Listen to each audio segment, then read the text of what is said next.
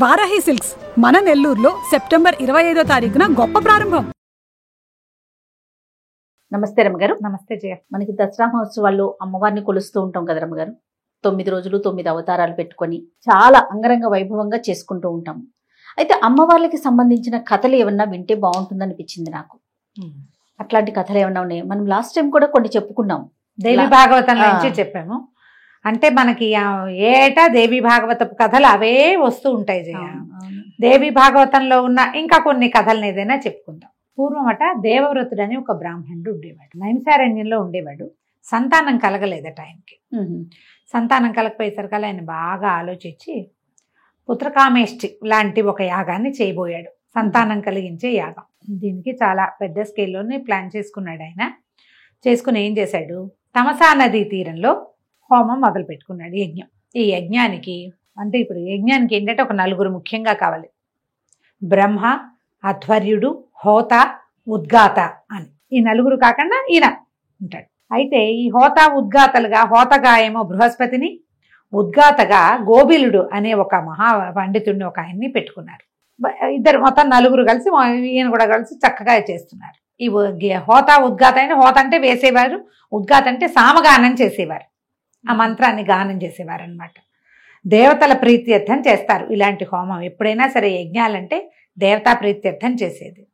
అప్పుడు ఈ మధ్యలో ఈ దాంట్లో సామగానం చేయటానికి ఈయన పెట్టుకున్నాడు. గోబిలుడు చాలా గొప్ప పండితుడు, అద్భుతమైన కంఠస్వరం అయింది. మధ్యలో సామగానం చేస్తున్నాడు. దేవతలందరూ పరివేష్టించి ఉన్నారు, కూర్చునున్నారో ప్రత్యక్షంగా ఆకాశంలో వింటున్నారో. ఆయన సామగానం చేస్తుంటే ఎంత బాగుందోట. అయితే అదేంటంటే సామగానం చాలా ఎక్కువసేపు ఊపిరి బిగబట్టి చేసేది. ఊపిరి బిగబట్టి చేయగా చేయగా చేయగా ఎప్పుడో ఒకసారి పట్టు కుదరక స్వరం తప్పింది.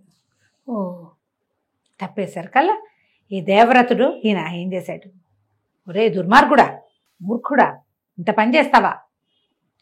నేను సంతానం లేక సత్సంతానం కోసం ఇంత పెద్ద యజ్ఞం నేను చేస్తూ ఉంటే అపస్వరం పలుకుతావా? పాపం కావాలని చేయలేదు. చేయకపోయినా సరే ఉద్రేకం వచ్చేస్తుంటే తప్పు తప్పు అనవా మనం? ఉద్రేకంగా అన్నాడు.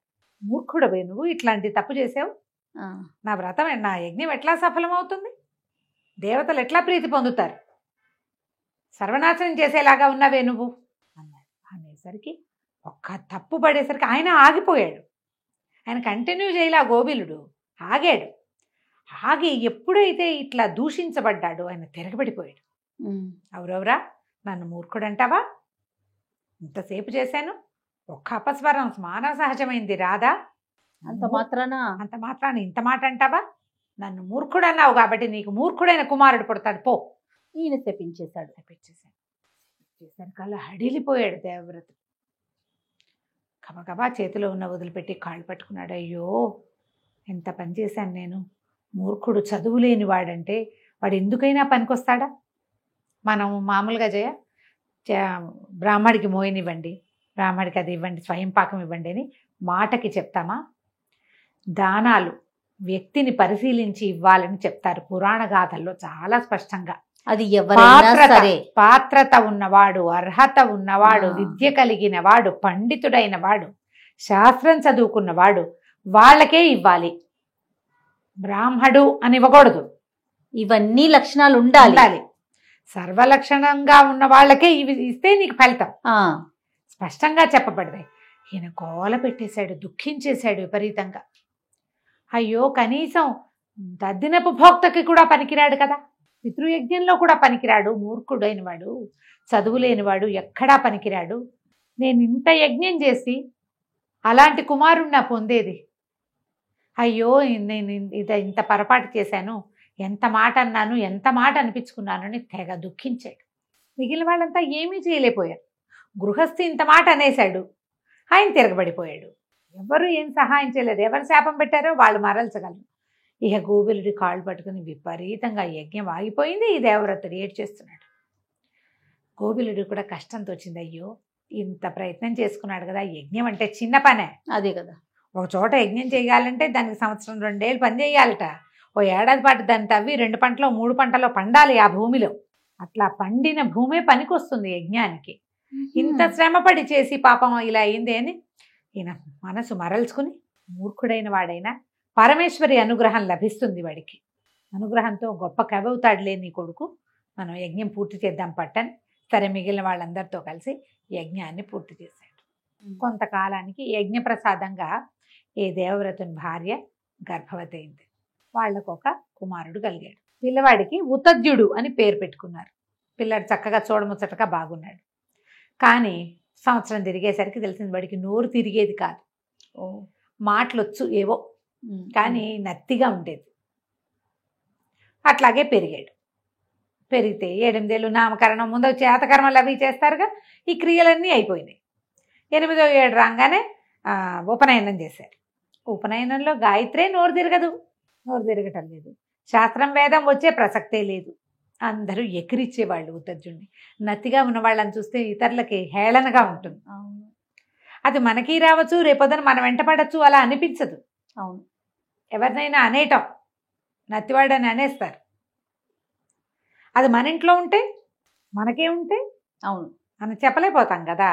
కానీ ప్రజలంతా అతన్ని ఎక్కిరిచ్చేవాళ్ళు, హేళన చేసేవాళ్ళు. వీడికి నోరు తిరగదు, వీడి నాన్న మహాపండితుడు, వీడికి ఏమీ రాదనేవాళ్ళు. జడుడుగా మందుడుగా ఉండేవాడు. కొంతకాలానికి అబ్బాయికి విరక్తి పుట్టిందట ఈ ఉత్తర్జుడికి. ఇల్లు వదిలిపెట్టి బయటికి వెళ్ళిపోయాడు. మామూలుగా 8 ఏళ్ళ తర్వాత ఉపనయనం చేశాక గురు సమీపంలో పెడతారు కదా, వాడికి ఏమీ రాదు. ఇంట్లో ఉన్నా ఏం లేదు, వాళ్ళ అమ్మా నాన్న దుఃఖిస్తూ ఉండేవాళ్ళు. తండ్రి గొప్ప పండితుడు, వాళ్ళంతమంది ఆయన దగ్గర చదువుకోవడానికి వచ్చేవారు. వీడికి నోరు తిరగదు. వెళ్ళిపోయి చదువు లేని జీవితం ఎంత వృధా, విద్య లేనివాడు వింత పశువు అన్నారు. వింత పశువు అని మనం ఇవాళ చెప్పుకుంటున్నాం. వీడు పశువే, కానీ నాకు విద్య లేదని బాధపడేవాడు ఉన్నాడు చూడు, వాడు పశువు కాదు. వాడు మంచివాడయ్యేందుకు, మామూలు మనిషి అయ్యేందుకు అవకాశం ఉంటుంది వాడికి. అతను ఏం చేశాడట, ఈ ఉత్తర్జుడు గంగా తీరానికి వెళ్ళిపోయి కూర్చున్నాడు. తపస్సు చేయడానికి కూడా అతనికి ఏమిటో తెలియదు అది, కానీ ఏదో చెయ్యాలని తెలుసు. తపస్సు చేయడానికి ఓ మంత్రం, ఓ ఇది ఏమైనా ఏమీ లేదు. ఏం చేసేవాడు, ఆకులు అలుములు తినేవాడు, కాయ కసరు ఏదైనా తిని గంగాజలం తాగటం, వచ్చి తీరంలో ఓ చిన్న పర్ణశాల కూర్చుని ఉండేవాడు. కూర్చోగా ఒకరోజు అతనికి అనిపించింది, ఏం మాట్లాడినా నిజమే మాట్లాడాలి, సత్యం తప్ప ఇంకోటి మాట్లాడను అని ఒక వ్రతం పెట్టుకున్నాడు. పెట్టుకుంటే అందరూ సత్యవ్రతుడు అనేవారు అతను. ఉత్తర్జుడి పేరు సత్యవ్రతుడుగా మారింది. అయితే ఏమైందట, ఈ రెగ్యులర్గా ఈ గంగా తీరంలో తపస్సులాగా కూర్చుని ఉండేవాడు కదా. అట్లా కూర్చునే ఉండేవాడు. ఒక వెలుగు వచ్చింది అతని మొహంలోకి. ఒకరోజు ఏమైందట, ఒక కిరాతుడు ఒక వరాహాన్ని వేటాడడానికి వచ్చాడు. ఆ వరాహానికి దెబ్బ తగిలి, చిన్న దెబ్బ తగిలింది, బాణం తగిలింది. కానీ అది ఆ బాణపు దెబ్బకి కంగారు పడుతూ ఈయనున్న ఆశ్రమం వైపుకి దూరిపోయింది లోపలికి. అది మూలుగుతుంది చూడు, నొప్పితో మూలుగుతుంది. ఆ మూలిగింది అతనికి ఐ అన్నట్టు వినపడింది. వాగ్బీజం అంటారు దాన్ని. ఇతనికి నోరు మామూలుగా తిరగదు. ఆ సౌండ్ ఏదో అది ఆయనకు ఆసక్తిగా అనిపించింది. అక్కడి నుంచి ఆ సౌండ్ని అంట మొదలుపెట్టాడు. ఎంతోసేపు కానీ ఇతను నిత్యము ఒక నియమంతో పనిచేసేవాడు. అదే కదా చెప్పుకున్నా. అవునవును. గంగా జలమే తాగుతాడు, నియమం ఉంది, అబద్ధం చెప్పడు, నిజమే మాట్లాడతాడు, గంగా పానం చేసి కూర్చుంటాడు, ప్రతిరోజు కళ్ళు మూసుకుని కూర్చుంటాడు. స్థిరత ఉంది అతనికి, కూర్చునేది ఉంది గుణం. కొన్నిసార్లు అనేసరికల్లా ఆ దారిని వెళ్తోందట పరమేశ్వరి. ఐంబీజం వినపడుతోందని తన వైపుకు తిరిగి చేయి చూపించి వెళ్ళిపోయింది. బీజానికి ఆకర్షితురాలైంది, ఐంబీజానికి. వాగ్బీజానికి, వాగ్భవ బీజం అనేసరికల్లా శబ్దానికి ఆవిడ మనం ఏం చెప్తాం మామూలుగా మనం మంత్రం, ఎట్లా మంత్రం సరిగ్గా ఎవరు చెప్పాలో వాళ్ళు చెప్పాలి, ఎవరికి చెప్పాలో వాళ్ళు చెప్పాలి. ఇక్కడ ఎవరు చెప్పారు, ఎవరు చెప్పల, అతనికి అందింది. ఆ రూపంలో, వరాహ రూపంలో అందింది అతనికి. భగవంతుడు అక్కడ ఏర్పాటు చేశాడు అతని కోసం. ఆ లోపల కలిగిన ఆ ప్రచోదనానికి అతను అది పట్టుకున్నవాడు చేసుకుంటున్నాడు. ఇంతకాలం అతను నియమంగా ఉన్నాడు చూడు. అవును, అది అతనికి ప్లస్ అయింది. అక్కడి నుంచి కిరాతుడు లోపలికి వచ్చాడు. లోపలికి వచ్చేసరికల్లా కూర్చుని ఉన్నాడుగా 14-15 సంవత్సరాలు వాడు. అంతే, చిన్నపిల్లాడప్పుడే వచ్చేసాడు కదా.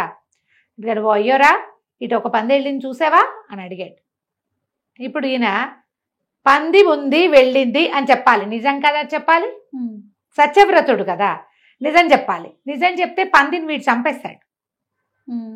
పంది మరణానికి నేను కారణం అవ్వచ్చా? అవ్వకూడదు. ఆలోచన మారింది చూడు. అంతకుముందు అతనికి ఏం చెయ్యాలో తెలిసేది కాదు. ఇప్పుడు ఏం తెలిసింది? ఒక పంది ఇటు వెళ్ళింది, వీడికి నిజం చెప్పాలి, అది చెప్తే అది మరణిస్తుంది, చెప్పకపోతే అబద్ధం చెప్పినట్టు అవుతుంది, వ్రతం పోతుంది. ఈయన ఒక శ్లోకం చెప్పాడు. నాకు స్తోత్రాలు గుర్తున్నట్టుగా శ్లోకాలు గుర్తుండు, ఇలాంటి మామూలు వ్యవహారాలు గుర్తుండు. అమ్మవారి స్తోత్రాలు శ్లోకాలు ఏవైతే 2 సార్లు చదివితే వచ్చేస్తుంది.